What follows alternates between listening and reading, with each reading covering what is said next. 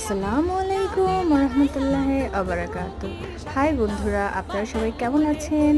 বন্ধুরা, আজকে আমি শনিবারের জন্য কিছু রান্না নিয়ে চলে এসেছি। দেখতেই পাচ্ছেন বন্ধুরা, আমি রান্না করব গরুর গোস্ত দিয়ে সাধের লাউ, আর রান্না করব ট্যাংরা মাছ। ট্যাংরা মাছটা আমি বসিয়ে দিয়েছি মাখিয়ে। বন্ধুরা, আমার রান্না লাউ কমপ্লিট। বন্ধুরা, এই হলো আমার রান্নার ফাইনাল লুক। আমার তো এইসব রান্না খেতে খুবই ভালো লাগে। আপনাদের কেমন লাগে বন্ধুরা? আমি খুবই চেষ্টা করি সুন্দরভাবে রান্না করে সবার সামনে পরিবেশন করার জন্য। আপনারা অবশ্য তাইই করেন। রান্নার জন্য পরিবেশনটা আর রান্নার আর্টটাই হলো আসল। রান্না যদি দেখতে সুন্দর হয়, অবশ্যই সেটা খেতেও মজা হবে।